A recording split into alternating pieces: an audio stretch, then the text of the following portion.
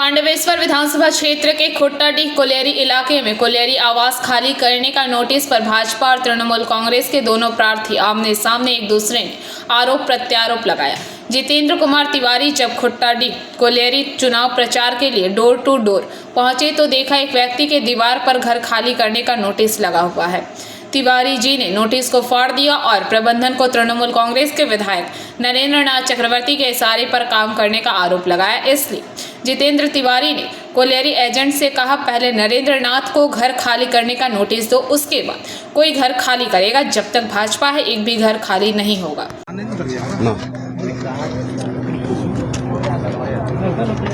जाता कहाँ कभी कभी जाता है। हाँ मिस्टर साहा बोलছেন? জিতেন্দ্র তেওয়ারি বলছিলাম, বিজেপির ক্যান্ডিডেট পাণ্ডবেশ্বর থেকে। নমস্কার। আপনি যে সমস্ত কোয়ার্টারে নোটিশ পাঠাচ্ছেন ঘর খালি করতে হবে, ঘর খালি করতে হবে, আপনি কি নরেন চক্রবর্তী হয়ে একদম নেমে গেছেন নাকি? না আপনার কোম্পানি কি নরেন চক্রবর্তী ঘরটা খালি করান তো আগে বাংলাতে? হ্যাঁ, আমি বলছি না বেশি চামচাবাজি করবেন না টিএমসি। আপনি নিজের ডিউটিটা করুন। করাপশনে ভর্তি আছে, পয়সা ছাড়া কোনো কাজ হয় না কলিয়ারিতে। তখন কোম্পানি নিয়ম কোথায় থাকে? একদম এগুলো করবেন না, একদম এগুলো করবেন না। আপনি অফিসারের কাজ করুন, টিএমসির হয়ে কাজ করবেন না। আমি আজকে বলে দিয়ে গেলাম।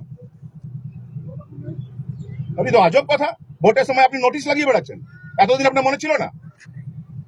আপনি একদম বলে দিয়ে গেলাম, একদম ভাববেন না যে আপনি যা ইচ্ছা তাই করবেন, ছেড়ে দেবো আমি।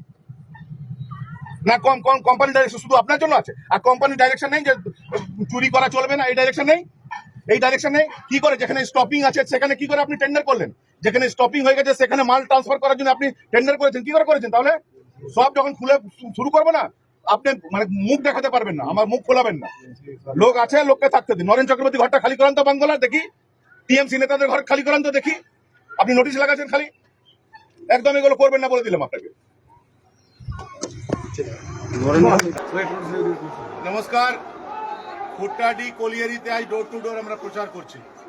আর প্রচার করতে করতে খুট্টাডি কোলিয়ারি বুথ নম্বর কত 22 এসছি, দেখছি কারো কারো বাড়িতে নোটিশ লাগিয়েছে, notice for vacation of companies quarter. কে এজেন্টকে জিজ্ঞেস করি কোয়ার্টারটা কি তোমার বাপের? কোয়ার্টারটা তোমার বাপের? এই দেখ জিতেন্দ্র তিওয়ারি, আমি ছিঁড়ে দিয়ে গেলাম এই নোটিশ। জিএম নরেনকে খুশি করতে গিয়ে নরেনের কথায় বাড়িতে নোটিশ লাগাচ্ছ, ঘর খালি করতে হবে। তোমাকে খালি করতে হবে, তোমার বাংলো খালি করতে হবে। নরেন চক্রবর্তীর বাংলো আগে খালি করো বাংলাতে, তারপর কোন লোকের ঘরে আসবে। আর সমস্ত লোককে বলেছি कोई घर खाली नहीं होगा, जब तक हम जिंदा हैं कोई घर खाली नहीं होगा। एजेंट तुम्हारा बाप का हिम्मत होगा तो आके खाली कराना। एकदम सब नोटिस फाड़ के फेंक दीजिए। और कोई फाड़ो, फेंको नोटिस, फाड़ो नोटिस। और कोई भी आदमी पानी बंद कर दिया है, बिजली काट रहा है, 1 महीना और तकलीफ कीजिए। 1 महीना बाद बीजेपी का सरकार आने दीजिए। जो घर में रह रहे हैं सबका लीज का कागज दिलवाएंगे हम लोग। हर कोई यहीं रहेंगे, जब तक आप लोग का इच्छा है तब तक ये घर में रहेंगे, कोई खाली नहीं करेगा। और याद रखिए, ये कर सकता है कौन? मोदी जी और पांडेसर में बीजेपी। ये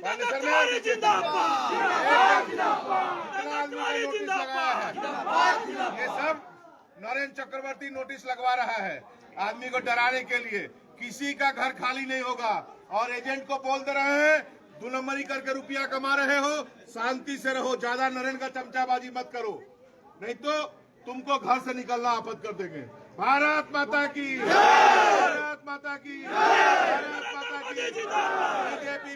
बीजेपी जिंदाबाद। यहाँ के लोगों से बोल के जा रहे हैं, कोई भी घर खाली कराने आए, नंबर रखिए, 1 फोन कीजिएगा, 10 मिनट में हम लोग आ जाएंगे। जो घर खाली कराने आएगा अपना पैर में और जाएगा एम्बुलेंस में, एकदम एम्बुलेंस में जाएगा, कोई घर खाली नहीं होगा। इधर तृणमूल कांग्रेस के विधायक नरेंद्र नाथ चक्रवर्ती ने कहा, यह पश्चिम बंगाल है, किसी भी कीमत पर कोई भी घर खाली नहीं होगा, चाहे कोई भी कंपनी आवास में रहता हो। अगर कोई नोटिस जारी हुआ है तो वह भाजपा करवा रही है। মানুষকে কত ভুল বোঝাবে। ইসিএল হলো সেন্ট্রাল গভর্নমেন্ট, ইসিএলকে একটা নির্দেশ দিয়েছে যে ভোটের সময় বিজেপিকে সাহায্য করতে হবে, তাই ইসিএল সাফ হয়ে কাটছে আর এরা ওঝা হয়ে ঝাড়ছে।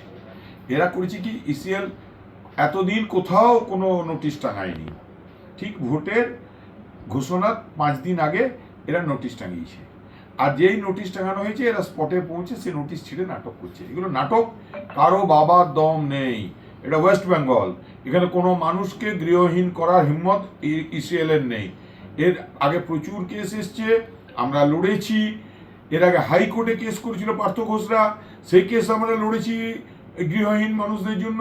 মানুষের মাথার ছাদ দিতে হবে ইসিএলকে। শুধু তাই নয়, শুনে রাখুন, আমরাই ইসিএলকে বাধ্য করেছি ইসিএল এর জমিতে বসে থাকা মানুষকে পুনর্বাসন দিতে। তো সুতরাং এসব টিআরপি তোলা যাবে না, এসব করতে দিন, নাটক করতে দিন। पांडवेश्वर से मंथन पासवान की रिपोर्ट, पीवीटीवी न्यूज।